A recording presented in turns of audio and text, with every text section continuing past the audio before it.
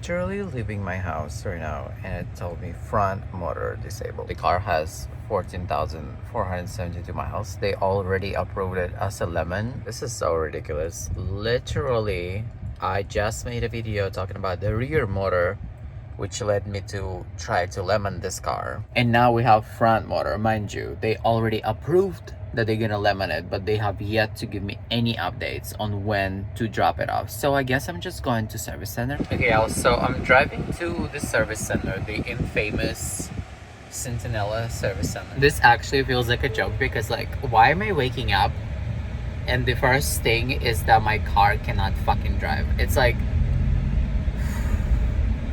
I can like literally feel how just the rear motor is like not outputting enough power. Like you can just tell. And obviously like the regen doesn't work correctly. Like the rear motor is the only one that's able to generate electricity. It's been 2 weeks since like I picked up the car from service center after the rear inverter replacement. Oh my god, I cannot even go faster than like 60 miles an hour. And I said it in my last video, how can I have confidence that this car is not gonna just like stop working again and I would not need a tow again? Because the last time it was speed limited to 7 miles an hour because of the rear motor. I'm frustrated.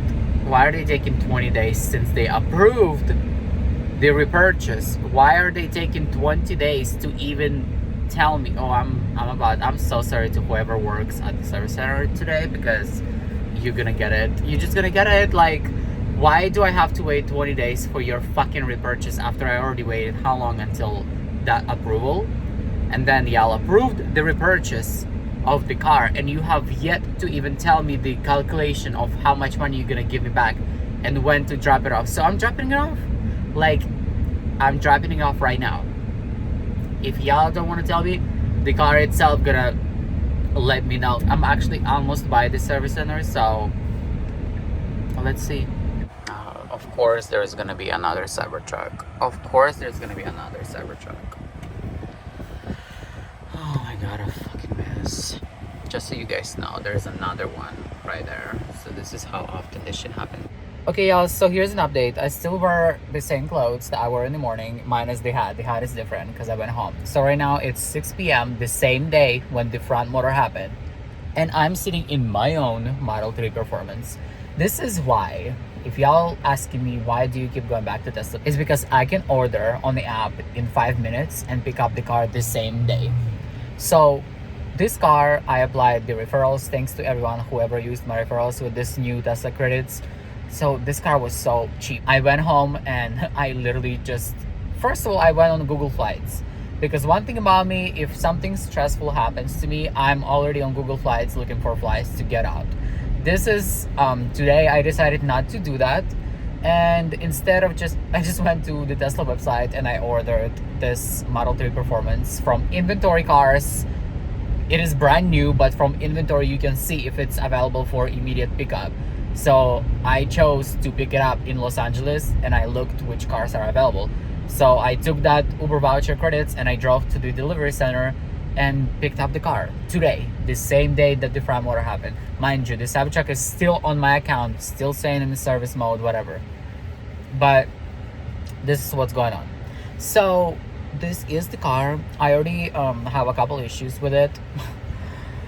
I don't even, you see, this is the problem. Like, yes, the build quality is trash, the service is horrible.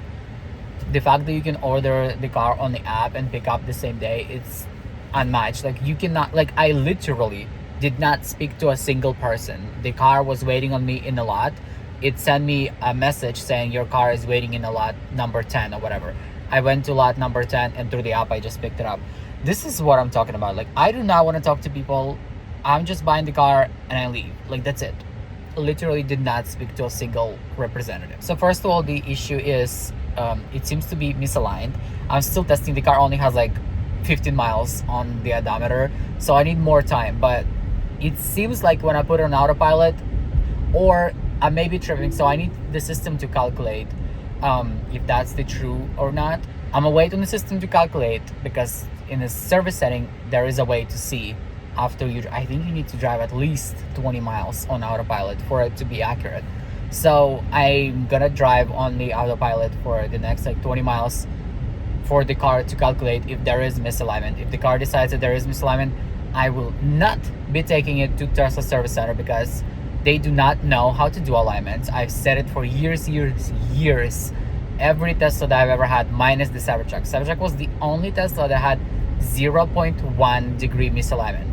Every other Tesla had misalignment from the factory. So the Fremont factory just does not know how to align the cars. I'm looking at the steering wheel right now, and it's already like the car, like basically the car drift to the right and it's offsetting to the left. So I can see that it's turning the wheel to the left more than it's supposed to. And I will just wait on it to see what's the degree of misalignment. About to get my alignment done, sitting just waiting at this place. So basically, I just cleared the offset because obviously they're gonna do the alignment. But it is to the left by 1.3 degrees from the factory. So it's safe to say that Tesla just cannot get the alignment right. It's literally 4 out of 5 Teslas that I've ever had misalignment from the factory.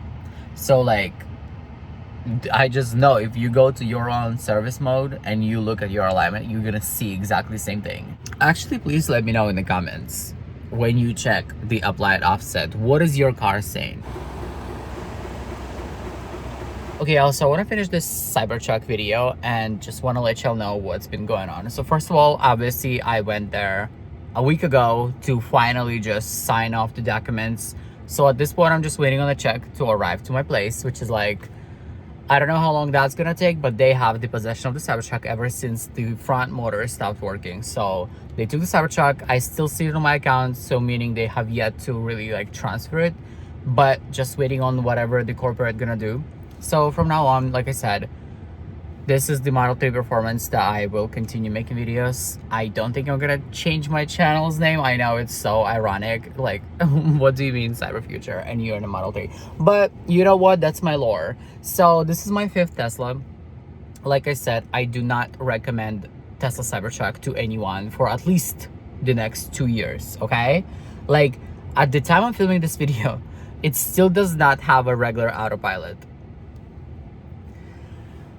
That should tell y'all everything that you need to know about this car.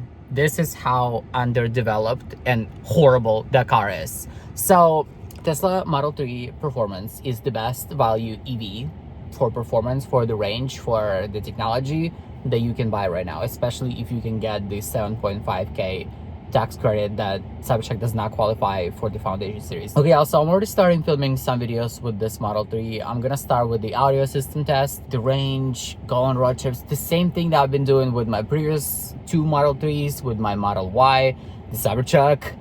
This is the Model 3 Performance 2024 that I will be making videos in the future, cyber future. So I paid for the Cybertruck $113,000 after taxes and fees in California. They paid me back 107 or 108. So I didn't really lose much if you especially consider like all the supercharging that I've used for 15,000 miles. I don't think I lost anything, to be honest. It's just my fucking nerves, because the amount of times I had to take it to service is like actually insane. And how long it's been in service. Like, it's been over a month total in service centers for many different issues. I'm not gonna go over it once again. 2 motors went out. The second one went out after they already approved the repurchase. So that's all you need to know. So I'm gonna see you in the next video. The next video is obviously gonna be about the Model 3 Performance, the Refresh Highland. Okay, well, that was a cute 7 months or whatever that I've driven. 6 of them I actually driven, and 1 of them it was in service centers. But it's a disappointment. It's a disappointment.